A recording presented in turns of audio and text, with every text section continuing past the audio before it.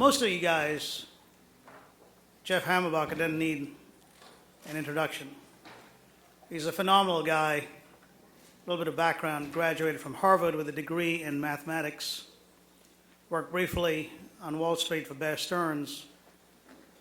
And I thought this was, I knew that he led the data team, but until I actually read it yesterday, he conceived, built, and led the data team at Facebook.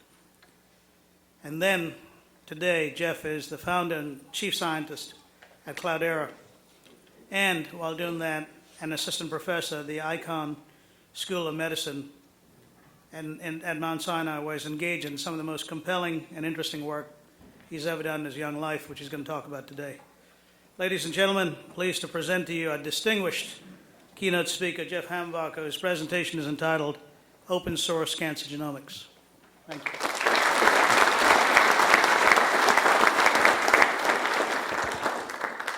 Howdy. This thing's working? All right, cool. Thanks for having me here in Charleston. My parents have lived here for the past 11 years, so it's exciting to come do some work while I'm visiting.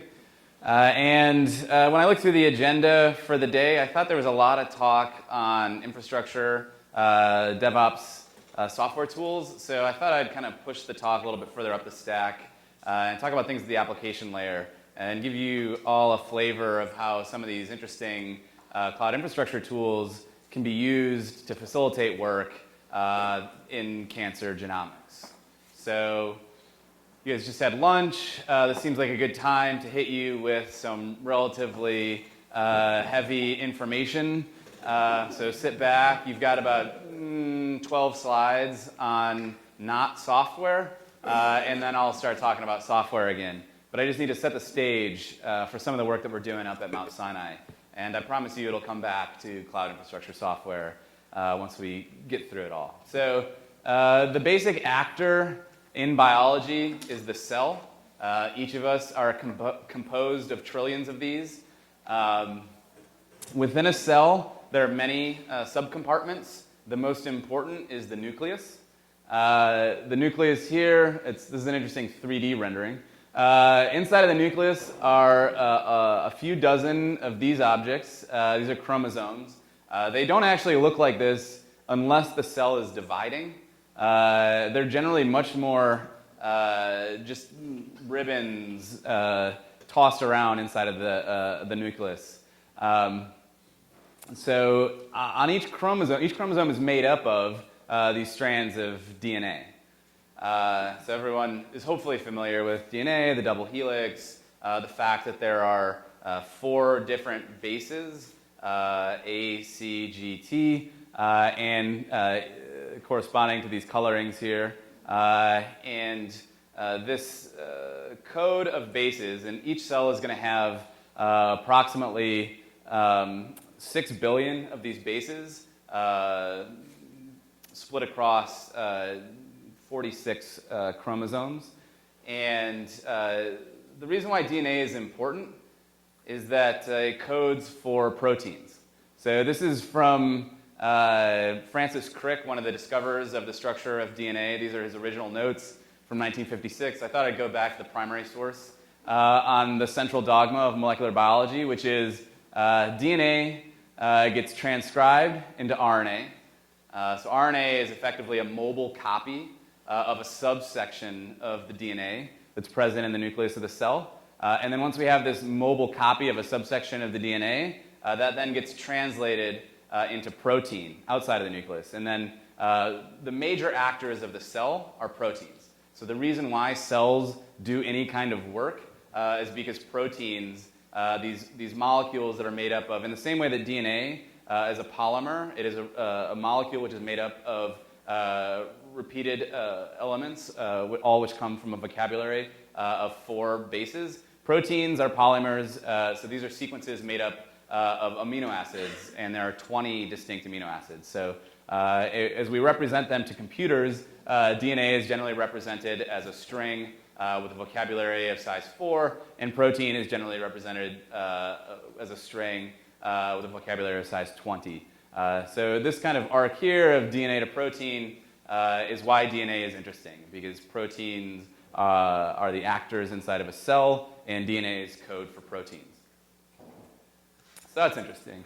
So another thing that's interesting is that you start out as one cell, but you eventually become trillions of cells. So you're a giant tree, if you want to think about it in computer science terms, of cells. So you have the embryo sitting at the top of that tree, but then the embryo has to divide and produce more and more of these trillions of cells. And as you're all well aware, when you try and send a message of data from one actor to another, there's a likelihood of corruption. And so the same thing happens when a parent cell tries to send information to a child cell, or sometimes it simply gets corrupted in the same way that if you're not using ECC RAM, you can get a corruption in memory. So when DNA becomes corrupted, when it deviates from the original code that was presented to it in the embryo, that's generally referred to as a mutation or a sequence variation. And there are many, many ways in which two strings can differ. This is effectively what we're talking about, is performing a diff. In the same way when you're working with Git and you're asking Git diff to show me the difference between two text files that I've been working on, and you can have different kinds of differences that occur inside of that diff. So you could change a single letter. Say you forgot to capitalize a variable name, which is a class, or you could actually delete or remove items. So you can take lines out, you can add lines in, or you can actually relocate items from your code. So you can move a function from one area of the code to another.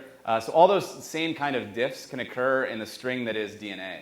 And so this is an example of how, in this particular molecule of DNA, at this location in the genome, it used to be an A base that occurred here that was paired with a T base.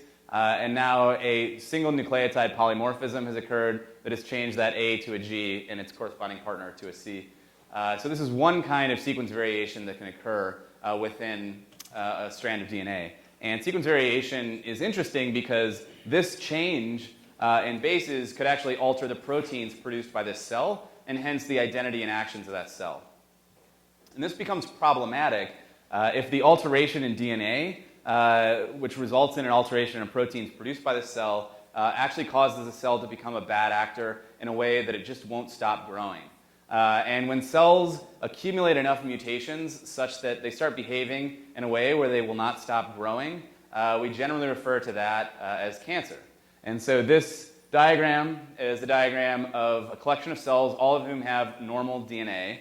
But then mutations can occur, either to cells as they are situated through things like UV damage or smoke inhalation, or it could occur in the division of a cell where the DNA was not appropriately replicated and an error accrued. But in any case, errors accrue, and sometimes errors accrue in such a way that the cell becomes a bad actor and it becomes cancerous.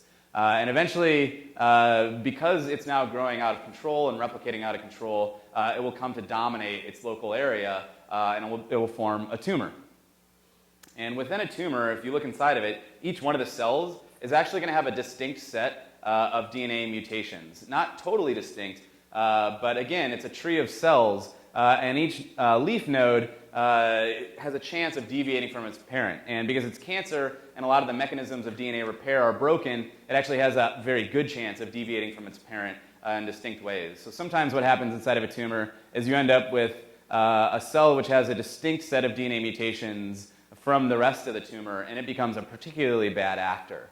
And so we can treat the tumor, and we have some sort of drug which will kill these less bad actors. But unfortunately, you may end up having a residue of these particularly bad actors. So post-treatment, this is why one of the big issues in cancer is recurrence, as you have these subclones, as they're referred to, who survive and then repopulate the tumor. And then they're much harder to kill than the original tumor because we've effectively applied this selective pressure to thin out all of the kind of bad actors, and now we're just left with the very bad actors who have multiplied.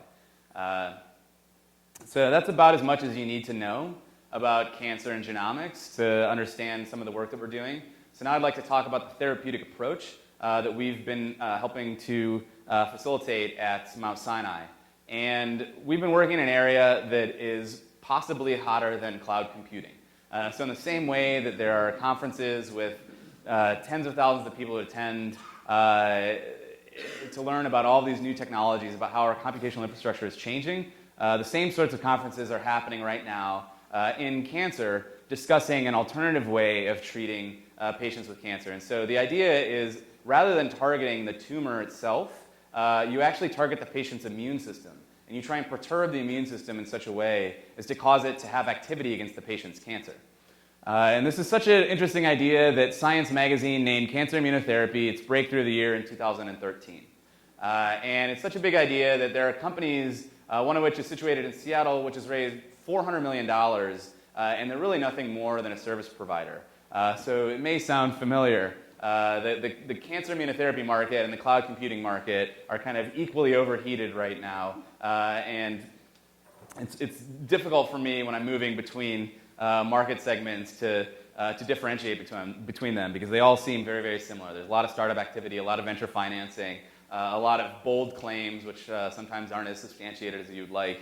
But in any case, it's a very exciting place to be working right now. And in fact, last month I was in Philadelphia at the AACR, the American Association of Cancer Researchers Conference. This is the primary gathering. It's sort of like the AWS reInvent of the cancer research community. And there's 20,000 people there.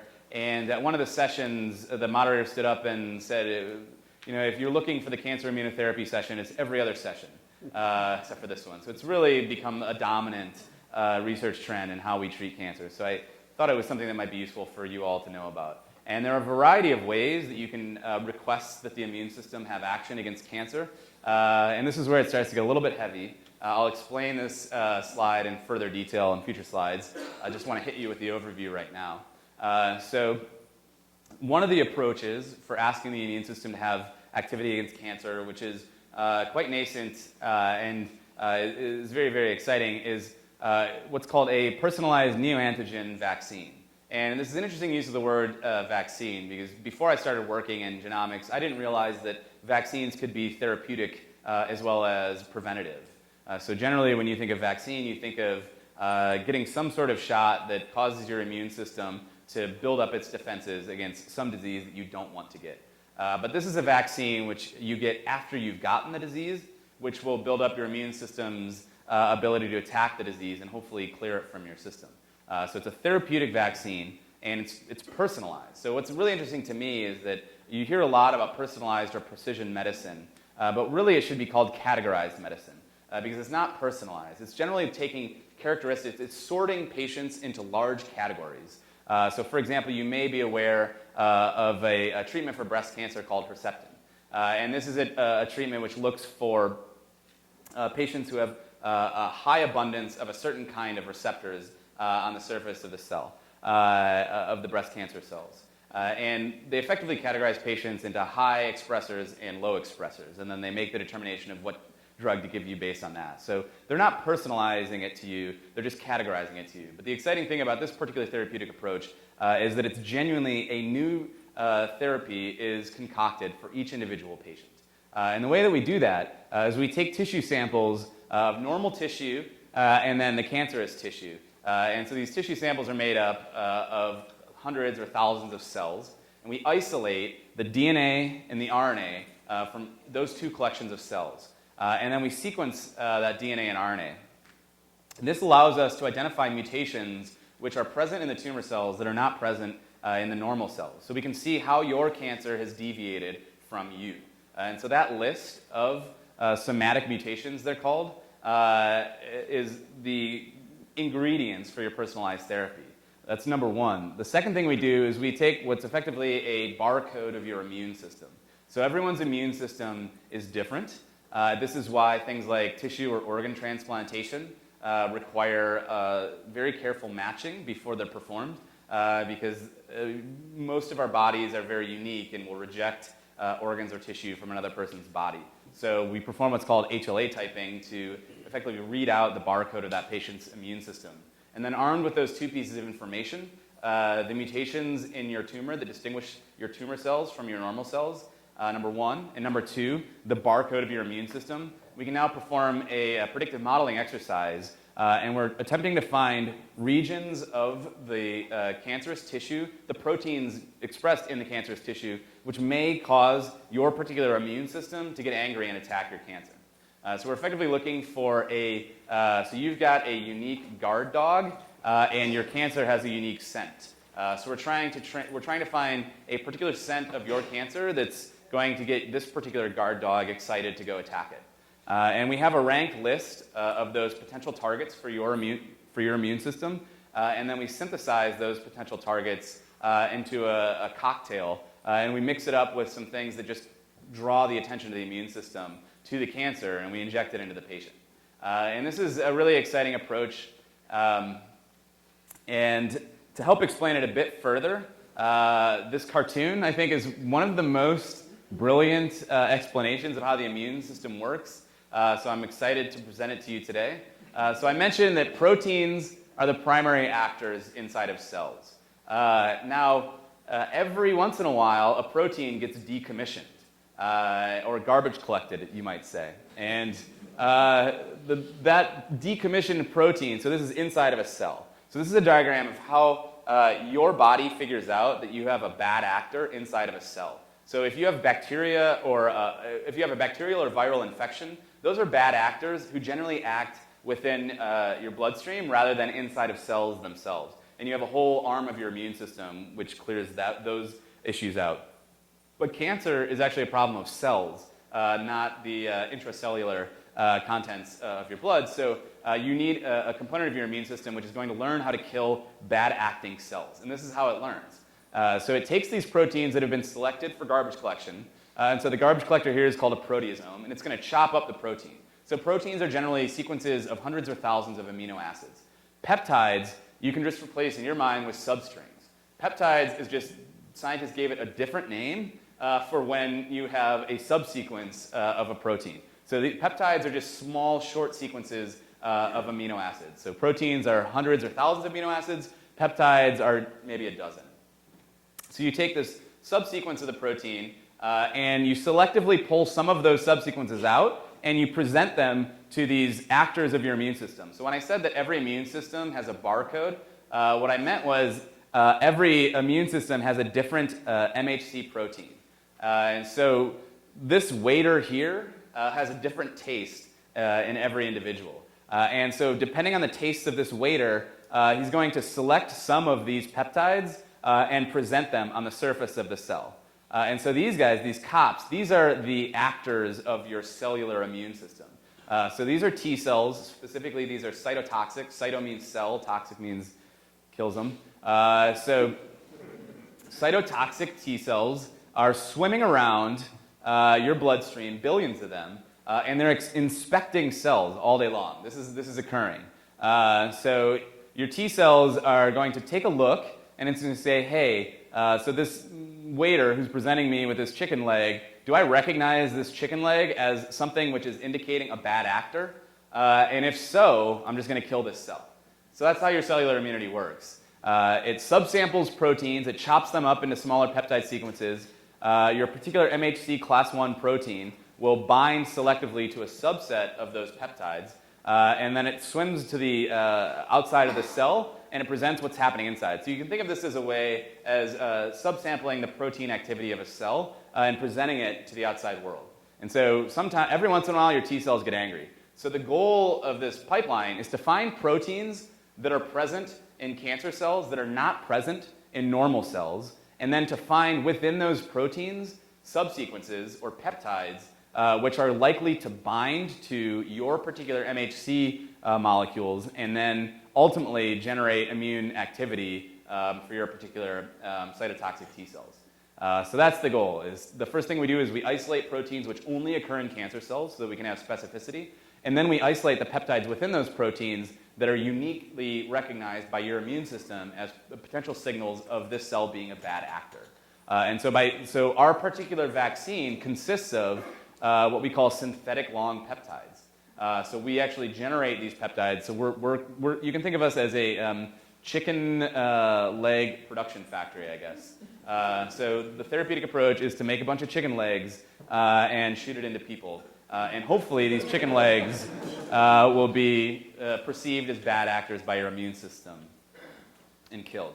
So just for a bit more information about what's going on in terms of your immune system's barcode. So this is a particular chromosome, chromosome 6, and this is a region of the chromosome which codes for proteins. So the specific proteins that this region codes for are those MHC molecules, the things which are selectively pulling chicken legs out of your cells and presenting them out. And so when you're getting, if you ever have to give or get a tissue or organ donation, they will perform what's called HLA typing. And so HLA typing is effectively just telling you what version of the MHC molecules you have in your body. And so this is going on there. So to lay this out in a flow chart, and I think we only have 2 more slides before we get to the software. So what we're going to do is, number 1, we pick out the somatic variants. These are the DNA mutations that distinguish cancer cells from normal cells. And then we translate those into the proteins that they impact. And so now this gives us the one ingredient for our predictive model, which are the proteins that are unique to cancer cells, your cancer cells. We find your HLA type. So this is the barcode of your immune system. And given those 2 inputs, we just do machine learning. We predict, given these mutated proteins and your HLA type, which amino acid subsequences inside of these proteins are likely to bind to your particular HLA type. And once we have this ranked list, you can effectively think of it as a search ranking or recommending shows to you on Netflix. It's the exact same approach. We then filter out some things that we know we don't want to actually give to you. So we may actually predict that something binds, which is present in another cell in your body that we didn't sample, and that would be bad. We don't want to teach your immune system to attack normal cells. And we also may find that you have this novel antigen, this thing that's going to get your immune system angry, but it's not actually being expressed inside of these cells. So we use the RNA data to figure out which pieces of DNA are actually being transcribed and then translated into proteins. And then we just have this ranked list that we hand over to the scientists. So the principal investigator on this project is a woman named Nina Bardwaj, and so she's truly the leader here and has been thinking through this novel therapeutic approach. We're just providing computational support to her. And she actually synthesizes the vaccine and sends it into people. And this is the last slide, I promise. Yeah, software's next. So the cool thing about this approach is it's genuinely new and exciting, but it's also actually being tried in people. So this is a diagram from a paper that came out last month from Washington University in St. Louis, where the very first trials of this therapeutic approach are occurring in humans. And so MEL21, MEL38, and MEL218 are real human beings that have melanoma. So metastatic melanomas are really difficult to treat cancer, and immunotherapies are proving particularly effective in this disease. And so these are people who have been injected with vaccines, which were synthesized using this approach, not our tools, the Washington University tools, and are demonstrating a pretty significant response to the cancer. So it's not just exciting theoretically, it's also exciting empirically. And we have actually worked with Nina to write an IND, an investigative new drug proposal for the FDA that has been submitted and is being reviewed. So we hoped to actually be using our pipeline to generate computational predictions for a therapeutic vaccine that will be given to people within the next 2 to 3 months. So it's been a long journey for us as a lab and for you as an audience. But we've made it to the part where I talk about the software that we're writing to actually implement this pipeline. So let's focus on the first ingredient. How do we figure out what mutations are present in cancerous cells that are not present in normal cells? So we're not quite at software yet. So modern DNA sequencing is interesting. We can't just grab a chromosome, stretch it out from end to end, and read off the letters of DNA from start to finish. The mechanism by which we read DNA will become too lossy after a few hundred bases. So when we want to read what's in DNA, we have to actually break it up. So each chromosome could consist of tens of millions of bases, but we can only sequence it a few hundred bases at a time. So we fragment it, and the way they fragment it is actually really cool. It's called sonication. They shoot little sound waves at the DNA, and the energy of the sound actually causes the DNA to break up. And so then they take each individual fragment, and they stick it to this sticky sheet. They make a bunch of copies of each one, So you take your individual fragment, think of that as a tree, and they just make many, many copies of it so that you now have a forest. And this plate has many forests. So each one of these is a forest, which consists of a single DNA, strand of DNA, a few hundred base pairs that's been made copies of many, many times. And then what you do is it's called sequencing by synthesis. So this is just one strand of DNA, and then you pour in one base, call it A, and then that A is going to bind to its complementary base at wherever location we are in the DNA currently. So you start from the bottom and you just build up the complementary DNA strand one by one. And then you have a chemical which will fluoresce, which will generate light. And you just literally have a camera taking pictures, sitting on top of this plate, and it's taking pictures of light generated by each of these forests. And so the reason why you have forests is to generate enough light. Think of these as like fiber optic cables. If you were looking down on a single fiber optic cable, that wouldn't be very bright, but if you bunch a bunch of them together, it'll actually be bright. And so they're bundles of fiber optic cables which only light up when the particular base, like ACGT, is present at that particular location on the strand of DNA. And you just march from effectively sequence index 0 to sequence index, call it 200. So you just march up the strands of DNA, adding bases and taking pictures. And so the output of a DNA sequencing device is actually a sequence of pictures. And you need to turn these sequences of pictures into sequences of letters. And then once you have those sequences of letters, you need to figure out where did my fragment come from? And so the process of taking a small fragment of DNA, like 200 bases, and then aligning it against the billions of bases that make up the entire expected sequence of DNA is called alignment. And so this is what these alignments look like in practice. So now we're getting to software. So this is actually a software tool built by our lab. And so on the top here, this is what's called a reference sequence. You can think of this as a coordinate system. So if you stretched out your DNA from end to end, starting from 0 all the way up to the 3 billion or so base pairs that you have, and you labeled it, just think of it as a string with 4 characters as the potential characters that occur inside of the string. So then we expect to see a certain letter at each index of that string. And that's called the human reference sequence. And so right now we're looking at index 100,105,210. And so at that index, we would expect to see a C. And then we're just marching up the string. And so we have expected letters that we're going to see. And now each one of these small 200 or so base pair long reads is going to be aligned against the reference sequence. So it's just a dynamic programming problem where we have 200 letters, and we want to figure out, does this 200 letter subsequence occur anywhere within this 3 billion letter sequence? And there will be rankings, and effectively we'll find the best place where that sequence likely came from. So back before we sonicated our DNA, where did this read live? And so so each one of these is a read which has been sequenced and then aligned against this reference. And certain reads are the sonication process cleaves the DNA at random locations. So we're going to have just kind of these jagged alignments. And so each one of these corresponds to a read that has been aligned against the reference, and the reads which align against the same region of the reference form what's called a pileup. And so this pileup is a collection of reads, all of which align to this locus of the genome, and all of which have a certain letter. So in this particular location of the genome, so we're looking at 2 different samples here. This is the normal tissue, and this is the cancerous tissue. And in this location, we expect to see a G. And the reason why these are all gray is because they match what we expect to see there. So they're all G in the normal tissue. But as you can see in the cancerous tissue, some of the reads have an A there rather than a G. And so this is indicative of a mutation which has occurred in the cancerous tissue of this particular patient. So this patient now has a different base at this location in their genome of their cancer cells than in the normal cells. So this is a potential source of an immunogenic peptide, of a potential ingredient for our vaccine. And so this exploratory data analysis environment is a piece of software that we've written. And I'll talk about it in a bit. So the process of reconstructing those fragmented reads back into an entire sequence, which we can then perform a diff against the reference and then read out all of the places where our sample differs from the reference, is a pipeline that is run in every genomics facility every day, hundreds of times. So base calling is taking a sequence of images and turning it into a sequence of letters with predicted quality. Alignment is, as I explained, taking those sequences of letters and finding its location in the human reference genome.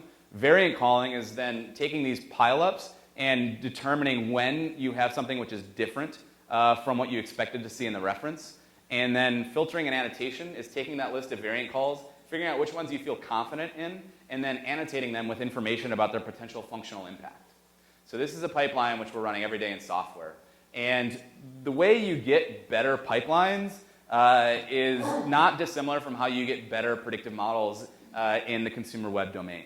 So you all may be familiar with the Netflix Prize. So this was a contest which began in October of 2006. The prize was awarded in September of 2009. So this is where Netflix took a bunch of their internal data, set people with a very specific predictive modeling goal, and allowed teams from across the world to work on that data set and generate better predictive models. And so for the problem of somatic mutation calling, turns out there's a very similar contest. The ICGC TCGA Dream Somatic Mutation Calling Challenge. So one of my other jobs is I am a board member of a nonprofit which administers these challenges. So DREAM is actually an organization that merged with our nonprofit. So I now am on the board of this organization. And so DREAM is similar to Kaggle, except it's nonprofit and focused only on biomedicine. So DREAM is an organization which runs predictive modeling challenges in biomedicine. And so for this particular problem of finding out mutations that are present in cancer genomes that are not present in normal genomes for individual patients, there's been a contest that was created, the Somatic Mutation Calling Challenge.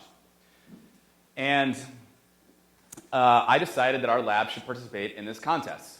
It's a very important ingredient in any personalized cancer therapy that we're going to perform. So I don't know, does anyone know who this gentleman is or what this plane is doing? It's close. This is a Gossamer Condor.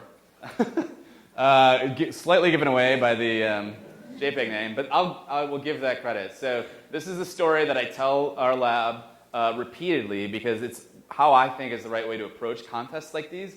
So there's a contest that was begun in the late 1950s by an eccentric British, probably millionaire at the time, probably didn't have billions. I think it was about 50,000 pounds.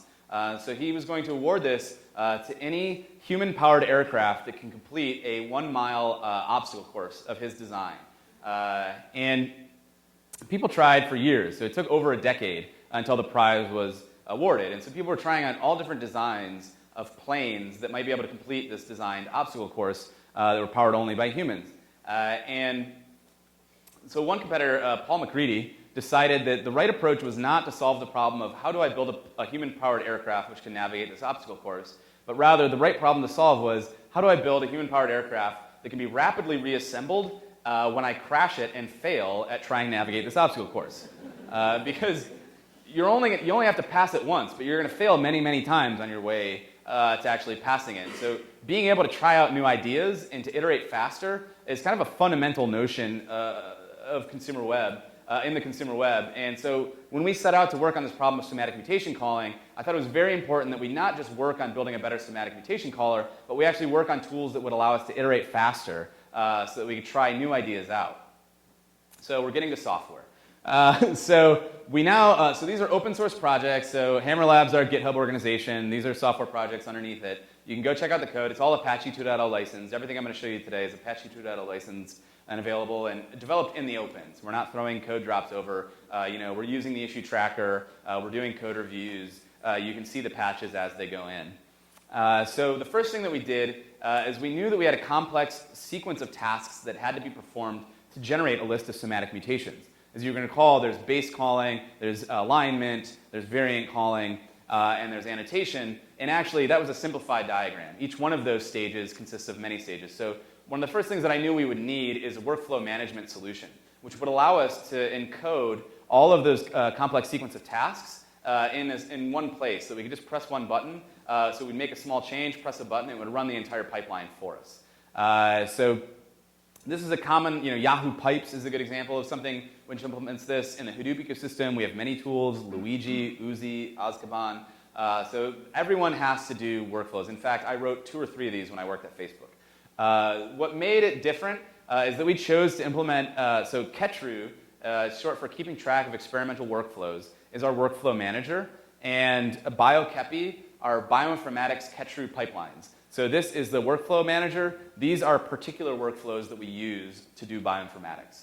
And I've built a lot of these in my day. There's kind of two different designs. One of them is configuration-driven. So you specify in YAML or JSON or HOCON or whatever your favorite configuration file language is. Maybe any if you're feeling sadistic. But generally, you specify your workflow in a configuration language. And I don't like that because, or XML if you really hate life. These configuration-driven workflow management solutions are painful because anytime you want to reach for things like variables or loops, things that you would expect to find in a programming language, you don't have them. So configuration-driven workflow managers or configuration-driven workflow managers with a nice user interface on top, like Yahoo Pipes, is kind of one direction that people go. And the other direction is like completely within a language. So it's just libraries inside of a language. And so that's like a tool like Luigi is a set of libraries inside of Python. So we wanted really the best of both worlds. And so I'm a big fan of the approach of embedded domain-specific languages. So these are when you take, you build little languages which are specific to the problem domain that you're trying to solve, but you embed them within first-class programming languages so that you have all the facilities of writing programs, but you have the concision of having a domain-specific language. And so a non-embedded domain-specific language that we're all familiar with would be SQL. And so SQL, by not being embedded, is quite painful because you're generally passing these strings or you have these like complex builder things that are generating SQL queries that you can then hand off to a database. It would be much nicer if you were actually working inside of your programming language. So one programming language which is very easy to extend and to build embedded domain-specific languages within is OCaml. So Ketru is implemented in OCaml. It's an embedded domain-specific language embedded within OCaml. And OCaml, if you're not familiar with it, is a statically typed functional programming language. It's interesting because unlike Haskell, it is strictly evaluated, so it has much more predictable runtime performance. And also unlike Haskell, it is not overly obsessed with purity, so you can actually have mutable variables if you need them.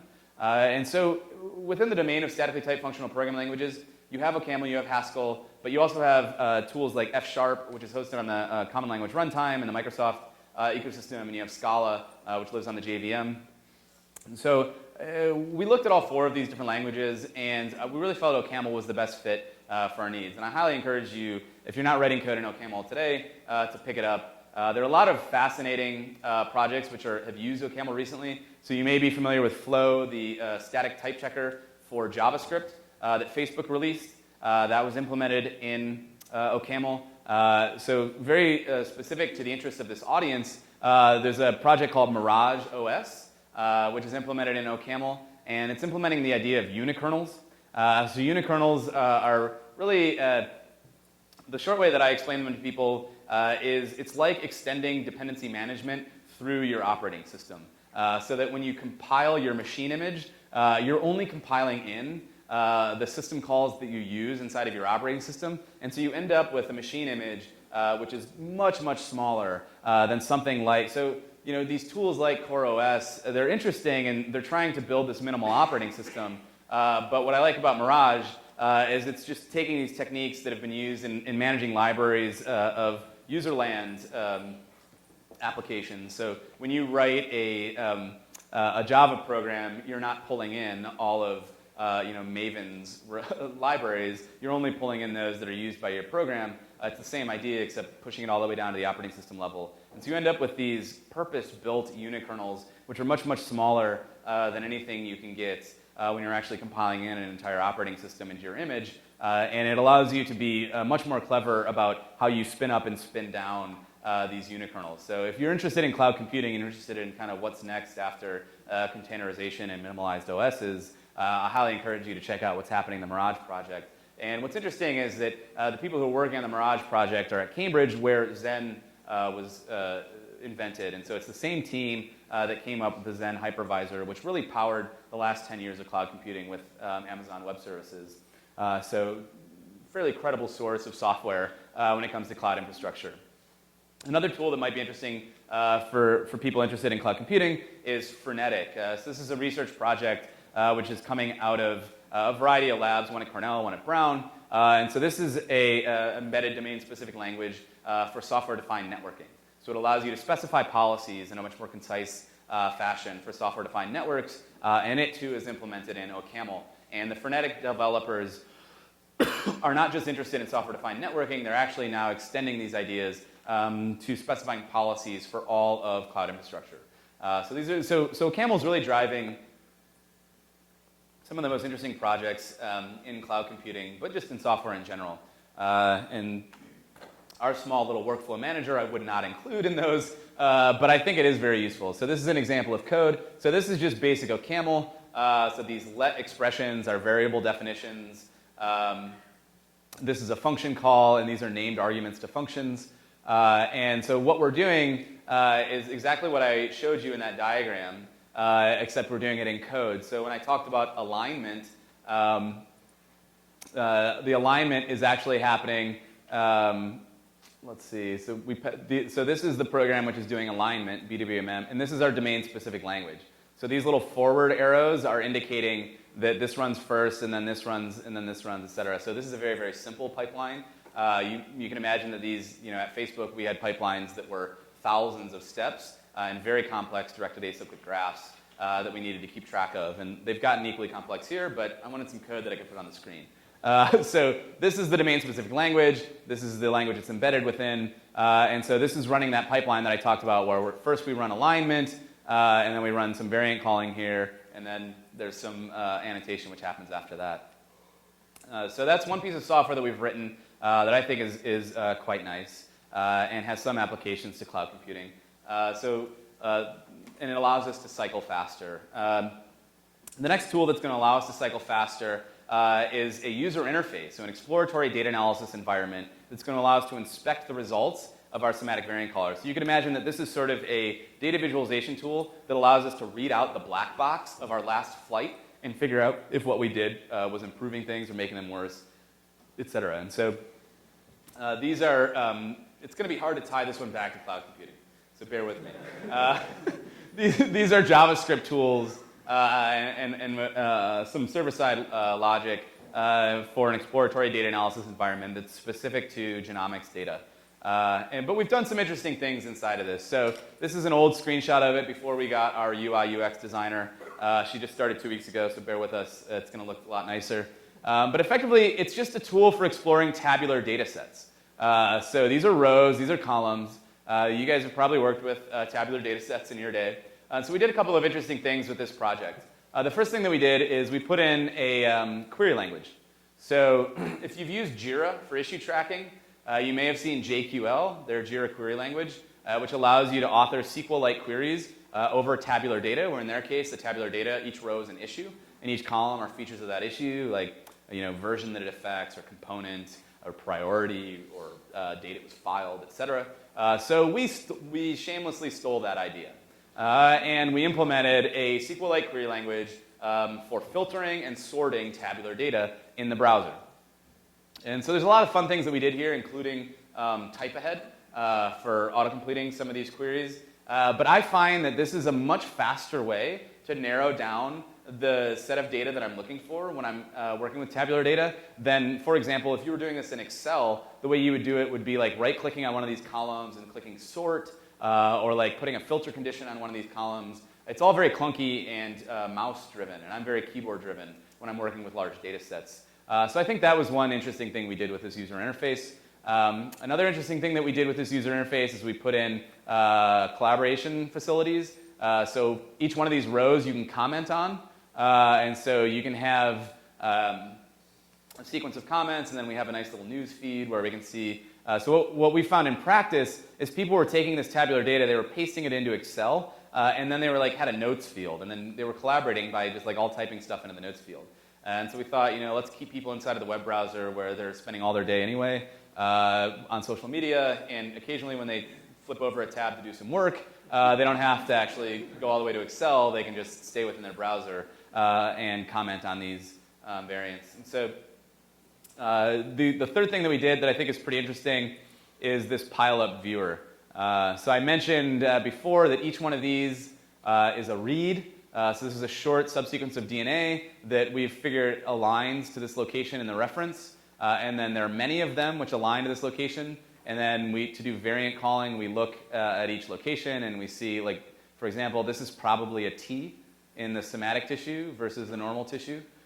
So this particular piece of UI was difficult to obtain. And so this is something that we just recently shipped. It took us about 4 months to build because we did a lot of interesting testing work. So one of the things that the goal behind the lab is to bring better software development techniques into biomedicine. So we're trying to be very careful in how we build this UI. So we're using modern libraries to allow different parts of the page to change and propagate their updates to other parts of the page. So we're basing it on Facebook's wonderful open source React library. And then we're using all of the advantages that static typing brings to finding errors at compile time rather than runtime. So JavaScript, if you've ever written it in a serious way, it can be quite painful to make changes, deploy them, and then tail the logs or stick alerts in there to try and figure out what the heck happened. So by adding typing to JavaScript, we can make much stronger claims about what should be happening that will be caught at compile time rather than runtime. And in fact, we had the Flow developers visit our office, and they told us that we have the most complicated application for Flow outside of Facebook so far. So we've been really pushing these tools to their limit. So that query interface, it's quite easy to build. So we use a tool called Peg.js. If you want to build your own, I highly encourage people. I like query languages. That's one of the innovations of the databases community that the web development community could pick up. And Peg makes it quite easy. And then the developers on this project are being very, very careful about testing. So we use Depicted to do screenshot tests. And it's very, very important for us that we have an automated pipeline where we use a headless browser to generate images, and then we perform diffing using Depicted of those images, so we can see that we're making, and then we archive all those images. So we have a timeline of how our UI has evolved, and we don't have to depend on manual inspection. It's all part of our automated testing pipeline. And so we're using Mocha as our testing framework in JavaScript. So we're really trying to write as modern and as careful and as testable and debuggable JavaScript as we can for this UI. Doesn't really have anything to do with the cloud, sorry. Software, though. So now I'll start to talk about the thing that you guys probably expected me to talk about, which is how we're using the software that Cloudera makes to do work in cancer genomics. So those tools that we built for workflow management and inspection of results are really part of our infrastructure for going faster on developing a somatic variant caller. But ultimately, we have to actually develop a somatic variant caller. And so our somatic variant caller is called Guacamole. And so Guacamole, in the same way that Ketru is kind of a framework for writing workflows, and BioKepi is the implementation of some specific workflows using that workflow specification framework. You can think of Guacamole as a framework for specifying operations on genome datasets, and Pageant is our library of common operations that you want to perform using those primitives. And so this is a good example of what I'm a big believer in, which are intermediate APIs. So anytime you're doing a lot of work, or many people like you are doing a lot of work, seeing if you can find some kind of common abstraction between them and layering an intermediate API between you and whatever base API you're working with, I think is very, very important. It's kind of how the field moves forward. So one of the things that we noticed when people were doing somatic mutation calling in practice is that they weren't using distributed computing, and these things were running for hours. So if you want to find somatic variation in whole genomes, so rather than just looking at a subset of the genome, if you want to look at all 3 billion bases, and you want to do that for both normal and tumor tissue, that can take you greater than 24 hours. So that's not very Gossamer Condor-like. We need a faster iteration time. So one way to get to faster iteration is to just have more computers doing work on your behalf. So many of you are probably familiar with MapReduce, which is both a distributed computing execution engine as well as an API for specifying distributed computing tasks. And it's particularly useful for data-intensive workloads. So we've been working with MapReduce now for over 10 years, and there's been evolutions in both how MapReduce tasks are executed, as well as how MapReduce tasks are specified. And a lot of interesting work has been done by former intern of mine at Facebook and Cloudera, who was a graduate student at Berkeley named Matej Zaharia, and he built a tool called Apache Spark. So Apache Spark, you can think of as sort of the next iteration on Hadoop MapReduce. It implements both a better runtime for executing map reductions, as well as a better language interface for specifying map reductions. The language interface is implemented in Scala, although they have language bindings for Python and R. So Guacamole is a domain-specific library which is implemented on top of Apache Spark. So we leverage Apache Spark's distributed execution runtime, as well as their nice interface for asking that distributed execution runtime to do work on our behalf. And we layer some genomics-specific operations on top of their language interface, and then we use those to implement our semantic mutation caller. And this was a particularly slow run, so you can see this took us 30 minutes to call mutations. So as I mentioned, this is a pipeline which can sometimes run for over a day. So that's already a big improvement. But honestly, we can generally run this thing in under 10 minutes, and even lower. We're not overly optimizing for it. So our ability to cycle faster is not just from our workflow manager or our user interface tool, but it's also from leveraging distributed computing environments, which make us more productive as programmers and also run faster. So Spark is an interesting tool because, as I mentioned, it exposes a variety of different language interfaces. So they've done a lot of work recently to actually expose a SQL-like interface to asking Spark to do work on your behalf. And so the SQL-like interface is actually an embedded domain-specific language. So if you've used something like LINQ, Language Integrated Query from the .NET ecosystem, or Fairy from the Scala ecosystem, it's a similar idea where your SQL operators are actually functions in your language. And so you can leverage all the nice things that your IDE provides for you. So they have a SQL interface to the execution engine. They also have the ability to work with data as it arrives. So they have a streaming analytics interface. They also have a nice collection of libraries for doing machine learning in a distributed fashion, as well as a nice set of libraries for doing distributed graph operations. So we chose to build on top of Spark among the many different distributed computing platforms in the Hadoop ecosystem because we're quite familiar with the core developers. Cloudera actually has 3 committers on the Apache Spark project, and a 4th should be named soon. So we have a lot of influence over the roadmap, and it gives us a lot of flexibility. So if we want to do SQL-like operations, if we want to do machine learning, if we want to do graph operations, we can do all of them within the same distributed computing framework. So Spark has allowed us to iterate faster in semantic mutation calling because it both saves time for us on specifying the semantic mutation calling application logic, as well as running the semantic mutation calling pipeline in minutes rather than hours. So Spark isn't all roses. So this is an example of some debug spew that Spark gives you. So if you've never had the pleasure of debugging a distributed data parallel execution engine, especially one written on the JVM, you get a real smorgasbord of errors. This one's actually quite trivial. Arithmetic exception, divide by 0. We can handle that. They're generally much harder to figure out where they're coming from. And when you're interacting with a garbage collector, when you're working with very, very large volumes of data, you tend to see a lot of weird errors. So Spark programs are not what the JVM is designed for. The JVM is very much designed for long-lived services. Spark that handle like medium amounts of data. Spark is very much pushing, it's short-lived, so a Spark task is generally only running for a few minutes, and it's just pushing vast volumes of data through it.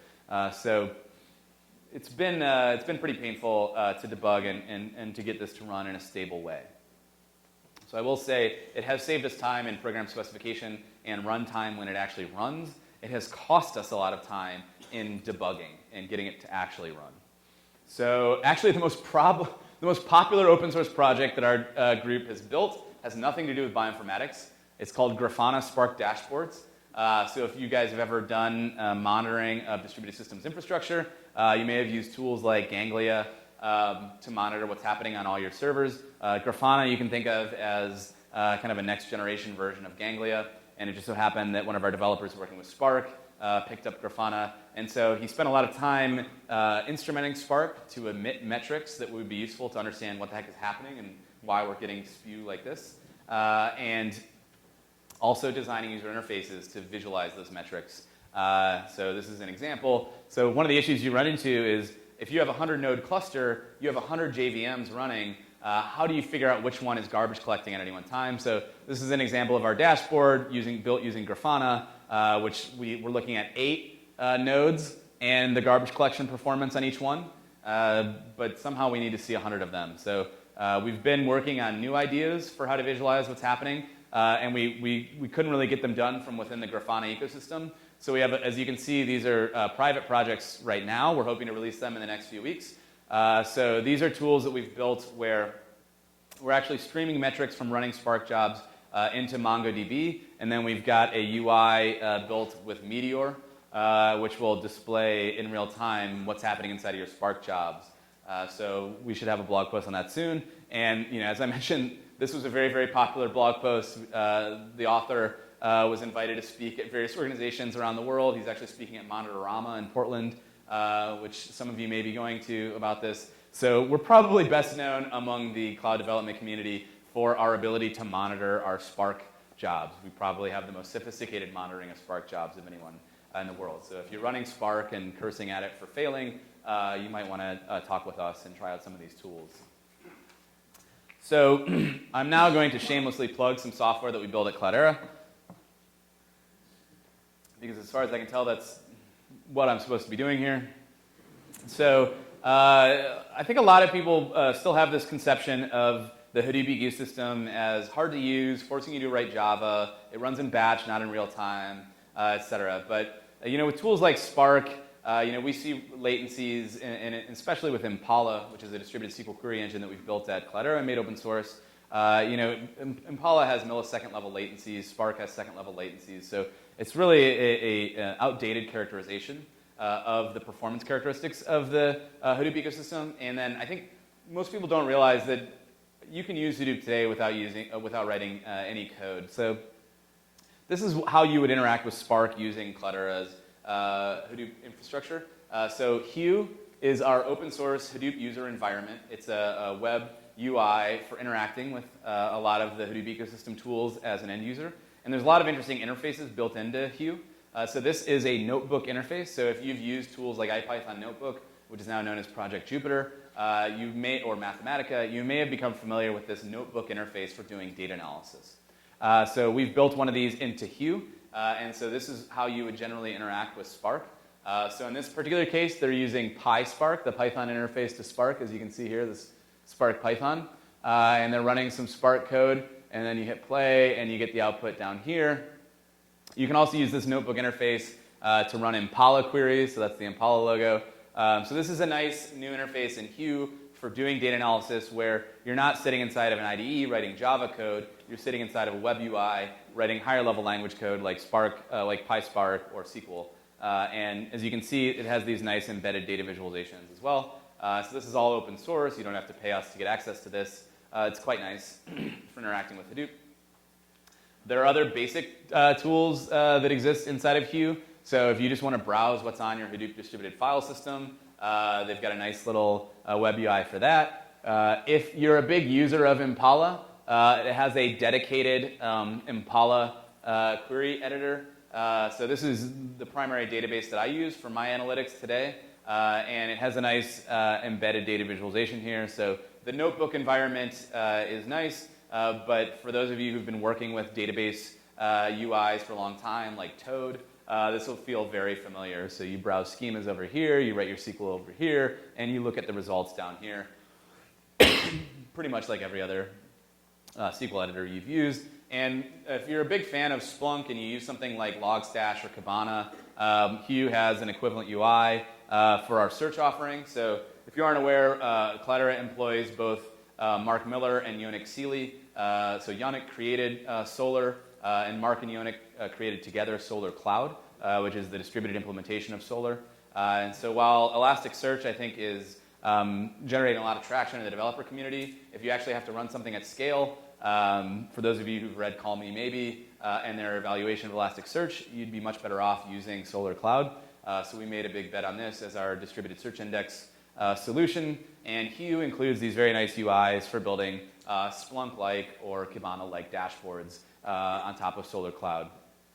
So this is pretty useful, I think, for DevOps people who are monitoring systems inside of their data center. You don't have to pay for a big Splunk solution. You just set up Flume for log collection, Kafka to perform queuing of those logs, and you spit them into your Hadoop cluster, get them indexed by Solar, and then you just build this nice UI here, and you've paid $0, which is slightly less expensive than Splunk. And the Splunk VP of Sales recently joined Cloudera's VP of Sales. Maybe he saw this demo and got a little concerned about his ability to earn in the future. So one piece of software that we make that is closed source, you can't just download, you actually have to pay us to get access to. Well, actually, that's a bit of a lie. The Cloudera Manager trial version has pretty much all of the capabilities, so you don't really have to pay us. It is closed source, though. So Cloudera Manager is this is our DevOps tool. This is what we give to sysadmins to deploy and manage Hadoop clusters. And so this is a tool that I actually bang on every day at Mount Sinai.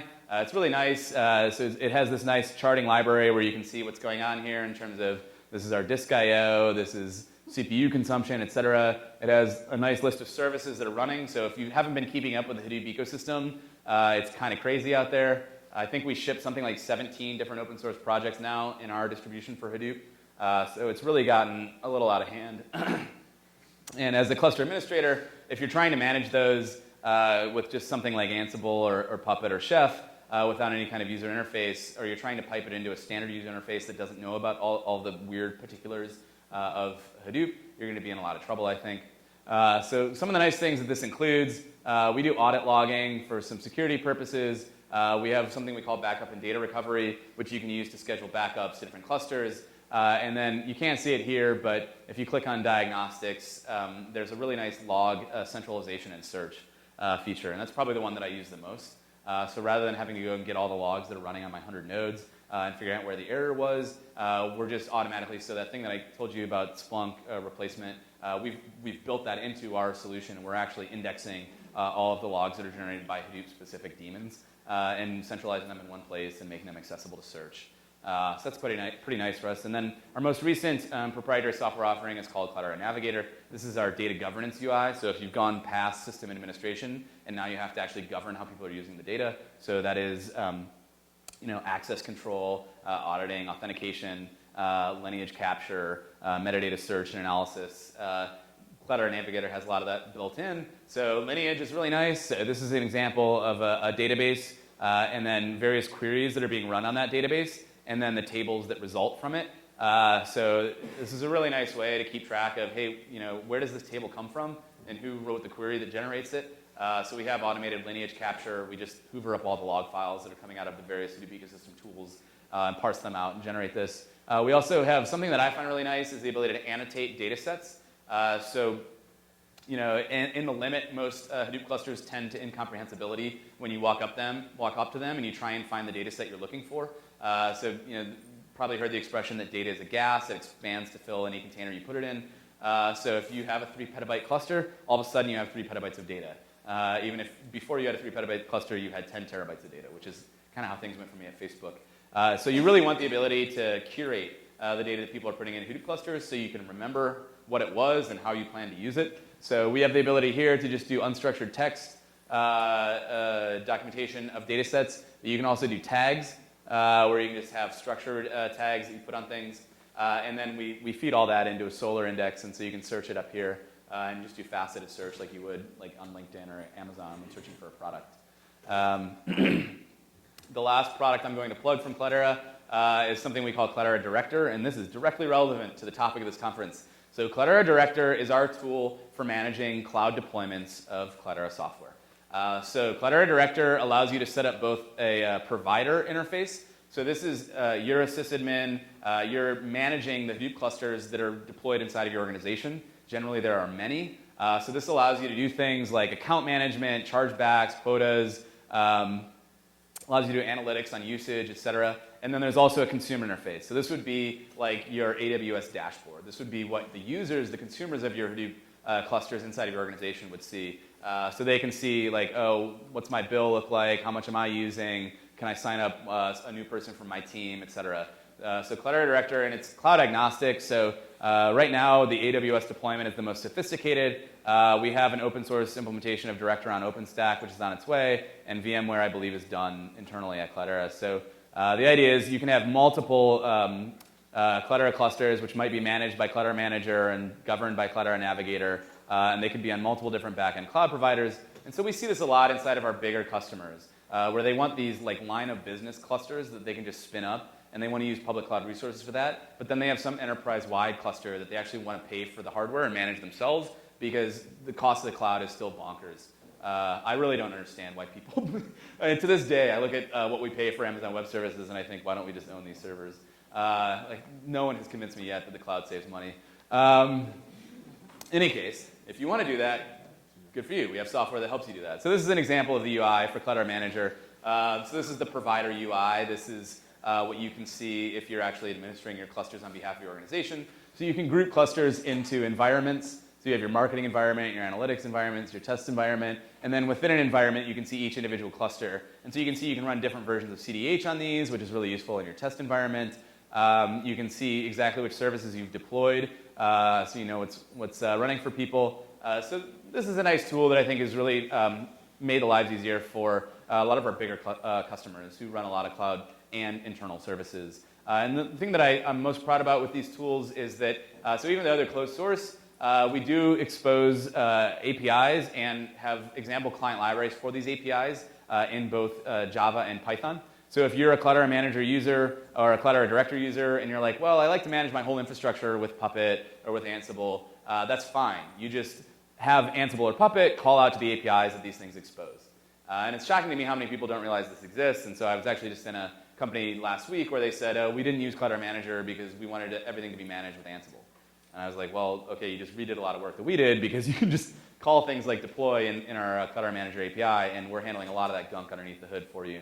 And trust me, there's maybe 80 people who work full-time on these projects. So there's a lot of code that's being written and a lot of pain that's being extracted from your life if you leverage it. All right, that's the end of my Cloudera pitch. I believe I've gone over time. So I'll wrap up here in the next 5 minutes.